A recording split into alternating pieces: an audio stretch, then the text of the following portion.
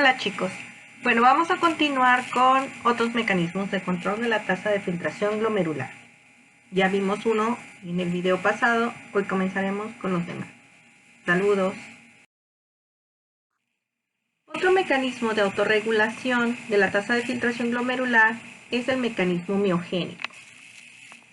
Este está directamente relacionado con la distensión en la pared vascular de las arteriolas aferentes, lo cual a su vez, como vamos a ver ahorita, termina provocando la apertura de canales de calcio y posteriormente la vasoconstricción. Entonces vamos a lo siguiente. Este mecanismo de autorregulación, el mecanismo miogénico, inicia o es provocado por un aumento en la presión intraluminal de las paredes de la arteriola aferente, la cual causa un aumento de tensión en la pared de los vasos provocado por esta distensión.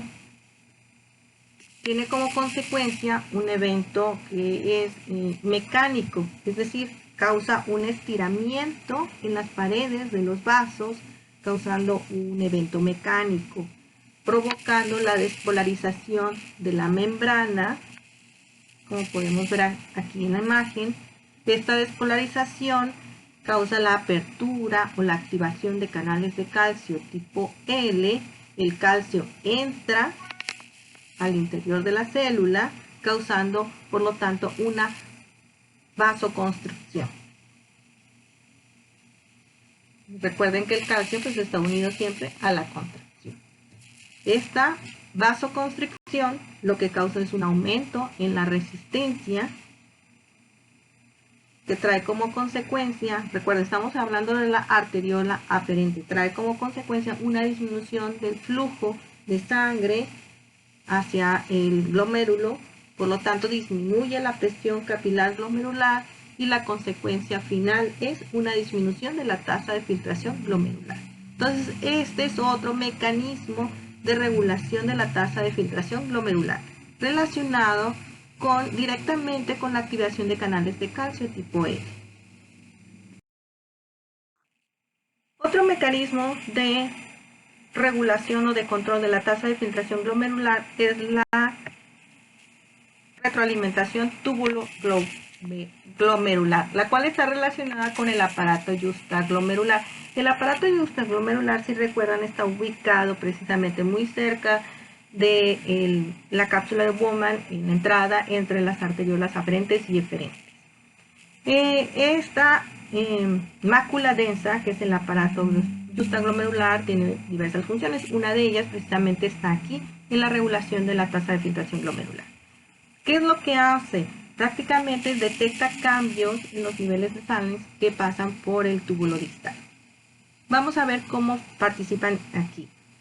El elemento que está causando esta regulación es un aumento en la tasa o en la presión, un aumento en la presión arterial. Existe un aumento en la presión arterial.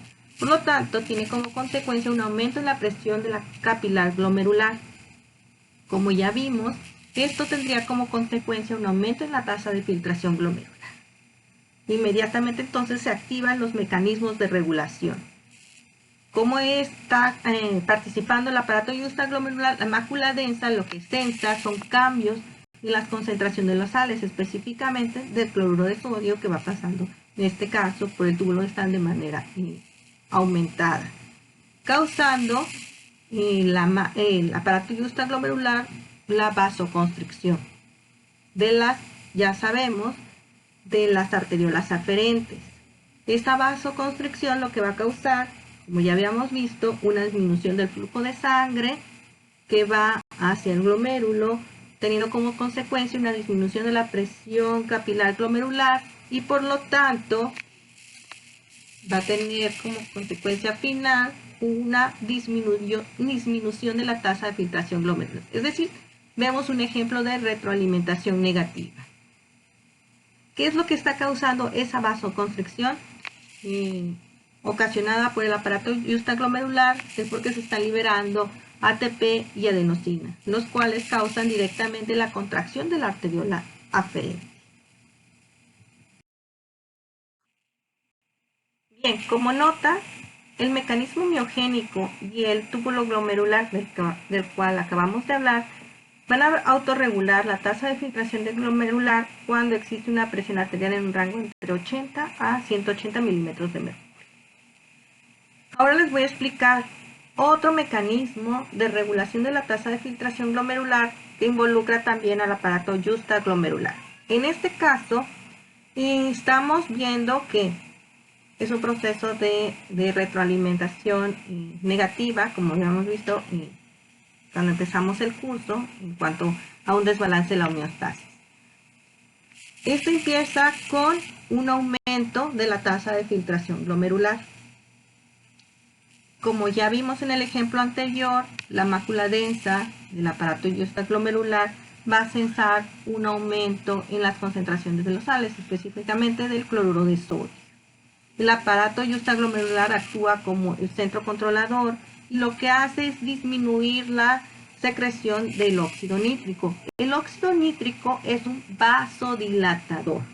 Entonces lo que hace es disminuir su secreción. Al ser disminuida la secreción de óxido nítrico, tendrá como consecuencia la vasoconstricción de las arteriolas aferentes, lo cual, como vimos, si existe una vasoconstricción de las arteriolas aferentes, aumenta la resistencia al flujo, teniendo como consecuencia una disminución de la presión capilar glomerular y finalmente disminuye la tasa de filtración glomerular, compensando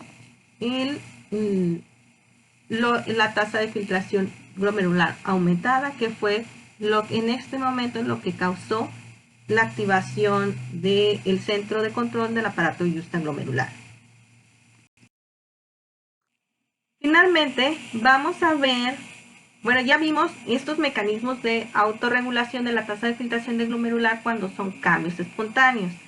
Y habíamos dicho previamente que el control simpático extrínseco de la tasa de filtración glomerular se llevaba a cabo sobre todo cuando hablábamos de mecanismos de regulación a largo plazo, como vemos aquí,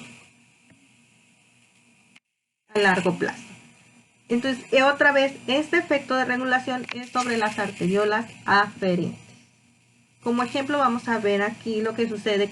Ya habíamos visto ejemplos cuando aumenta la presión arterial y cómo se compensan estos cambios ocasionados en la tasa de filtración glomerular como consecuencia de un aumento de la presión arterial. Ahora vamos a ver un efecto causado, pero por una disminución de la presión arterial.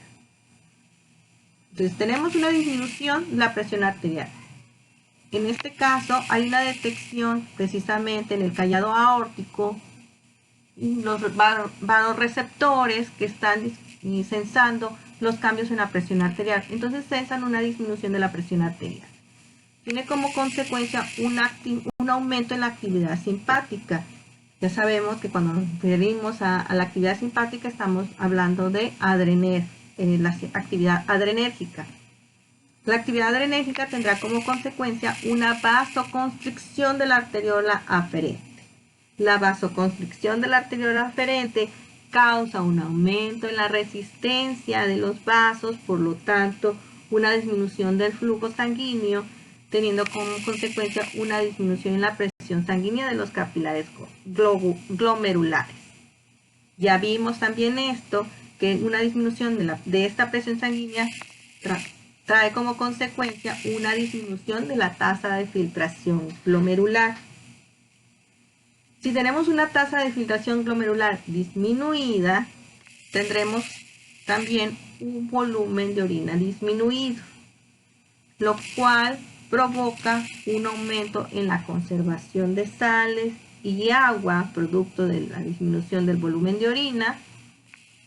Y al aumentar esas sales y agua, tenemos como consecuencia final un aumento de la presión arterial. Y es así como este control simpático regula la tasa de filtración glomerular, pero también regula finalmente o nos ayuda a regular los cambios en la presión arterial cuando estamos hablando de una disminución de la presión arterial. Ahora sí, con esto terminamos la clase de hoy. Gracias por su atención, espero haya quedado claro. Disculpen el ruido, ya saben, no lo puedo controlar. Creo que ya es intrínseco de la computadora. Y continuamos la próxima clase. Saludos y cuídense. Preguntas, ya saben, pueden preguntarme por el chat o en la plataforma en Classroom. Cualquier duda que tengan. Nos vemos.